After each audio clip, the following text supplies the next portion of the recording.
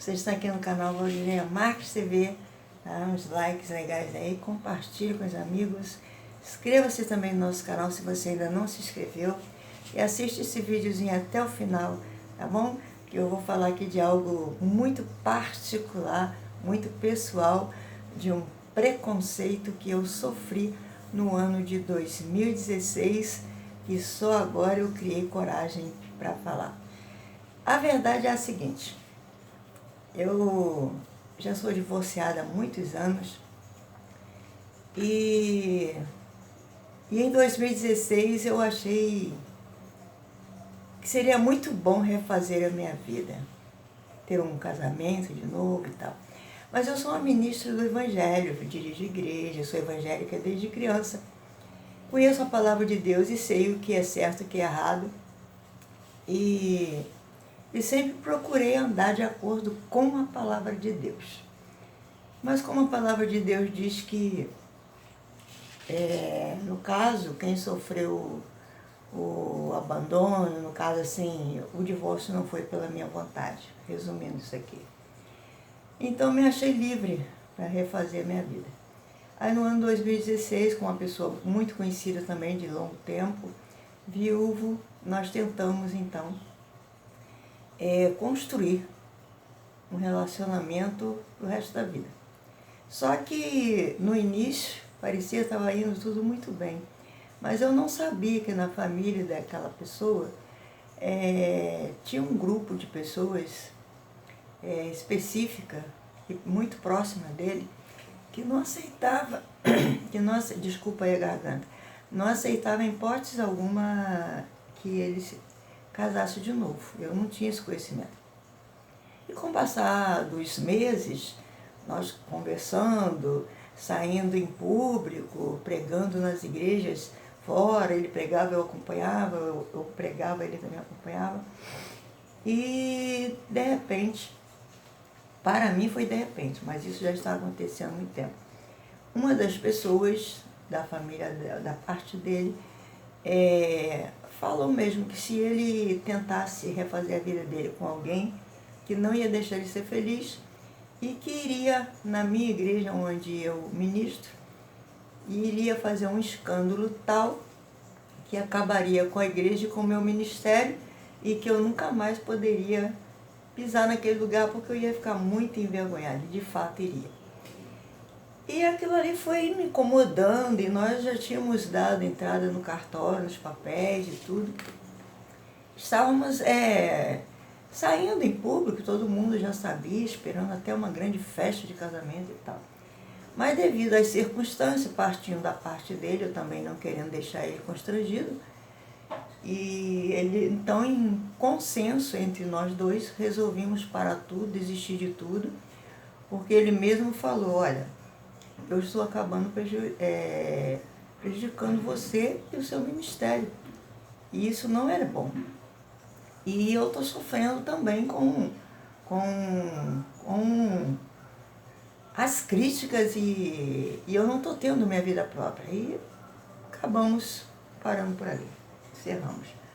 Só que por nós termos saído publicamente, já todos dois muito conhecidos nos bairros onde nós pregamos, todos muito conhecidos de longa data, quando souberam que nós tínhamos desfeito o compromisso, houve um grande preconceito em relação a mim. Eu creio que por ser mulher. Porque todas essas igrejas, pelo menos mais de 95% delas, que eu pregava, era convidada, era bem conceituada, era bem recebida, era bem respeitada. E era realmente muito bom a nossa convivência, o nosso meio evangélico. Eu sou evangélica desde criança. E uma convivência muito boa mesmo. E eu pregava em todas essas igrejas. Mas a partir do ano 2016, que aconteceu isso, eu notei que eu nunca mais fui convidada para pregar nas igrejas.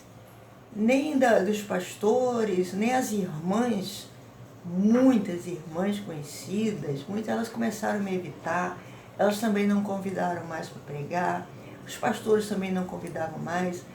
Até que um certo dia eu fui numa festividade de uma igreja, todas elas fazem, não estou citando aqui a igreja de ninguém, nem nomes, e todas as igrejas fazem sua festividade, até a nossa, numa data do ano, para agradecer a Deus por tudo. E eu fui numa dessas igrejas, numa festividade dessa.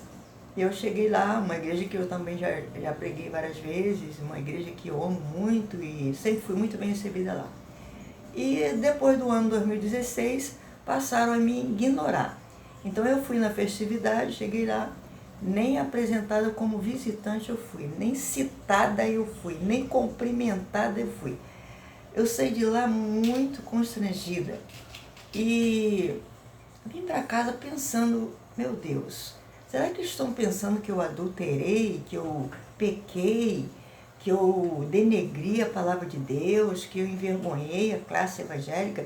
Será, meu Deus, será que eles pensam que eu seria capaz de fazer isso? Aí eu me coloquei no lugar daqueles que não vão para a igreja, até desviam, dizem assim, não quero ser crente não, porque para ser crente como esses daí eu prefiro não ser. Aí me coloquei no lugar deles, aí eu pensei, não, minha fé está acima de qualquer preconceito, a minha fé supera tudo isso e eu vou romper em fé, em nome de Jesus. E toquei a minha vida para frente. E a igreja, a nossa igreja que foi ameaçada por um desses membros, dessa pessoa, foi ameaçada em denegrir todo aquele ministério. Então a igreja, graças a Deus, não sofreu os danos. Eu não me lembro bem se foi o apóstolo Paulo que disse, sofra eu, mas não sofra a obra de Deus. E isso eu fiz com prazer. Eu preferi me sacrificar do que sacrificar a obra de Deus. Isso é uma coisa pessoal, que cada um de nós tomamos a decisão. Aí, com o passar do tempo, isso foi em 2016 para cá, agora que eu criei coragem para falar, a verdade é essa. Eu conversando com uma pessoa e eu falei assim para a pessoa, este ano eu não sei se eu vou na festividade da igreja tal, porque eu fui na outra festividade e me ignoraram totalmente, não me apresentaram nem como visitante, nem me cumprimentaram, é como se eu não existisse. E eu fiquei muito sem graça, muito constrangida, porque foi um preconceito muito grande. E em Mateus capítulo 7, versículo 1 e 2, fala, não julgueis para que não sejais julgados. Com a medida que julgardes, sereis julgados também. Leia lá, Mateus capítulo 7, versículo 1 e 2. Que nós não devemos julgar a ninguém, não ter preconceito com ninguém. Então eu vi ali uma grande multidão preconceituosa. Não digo que é todos, mas uma boa parte. Então eu conversando com essa outra pessoa, bem depois disso, de outra igreja, em outro local, falei assim, eu acho que eu não vou a essa festividade esse ano porque eu não entendi aquele comportamento comigo. Que eu já preguei lá tantas vezes, sou amiga de todos ali, uma amizade de longa data. Aí a pessoa disse assim, mas a senhora não sabe por quê? Eu falei, assim de imediato, sei não. É por causa daquele relacionamento que a senhora tentou em 2016 e a senhora não levou adiante. Aí eu falei, mas foi em consenso, eu e a pessoa, nós somos terceira idade, a pessoa reconheceu que estava havendo problemas sérios, que estavam envolvendo a nossa igreja e que estava me prejudicando e prejudicando a ele também, porque a rejeição veio da parte da família dele, não aceitava o casamento dele de novo. Então nós, em bom consenso e bom senso, nós desfazemos tudo, já tínhamos dado entrada até no cartório dos papéis, tudo, estavam aparecendo em público e tudo. Aí deixamos de tudo. Daí para frente, então, é que eu percebi o preconceito. Nunca mais, 95% dessas igrejas nunca mais me convidaram para pregar. As irmãs, são muitas também que eu conheço, não me convidam mais, evitam falar comigo, me olham de longe como se eu estivesse adulterado. Eu não adulterei, graças a Deus. Eu espero em Deus permanecer firme na fé até o fim da minha vida, porque eu conheço a palavra de Deus e tenho o meu coração limpo diante de Deus, que isso é que é importante. Mas o preconceito eu sofri, doeu muito, está doendo até hoje, mas eu não tenho nenhum tipo de problema com essas pessoas. Continuo amando e respeitando do mesmo jeito, porque se elas tiverem esse pensamento a meu respeito, estão totalmente equivocadas, e eu deixo aqui bem esclarecido. Nós não levamos adiante este relacionamento com consenso de nós dois, que somos terceira idade, e vimos que era melhor para nós dois. Resumindo a história, esta pessoa continua pregando nas mesmas igrejas, nos mesmos lugares que nós íamos e que eu pregava também. Ele não sofreu nenhum tipo de preconceito. A família também não se manifestou mais, né, porque terminou tudo por ali, então não houve mais também perseguição.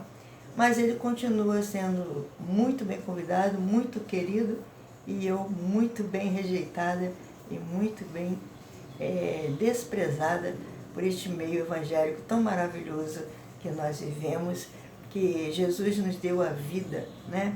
Veio para nos dar vida e vida com abundância.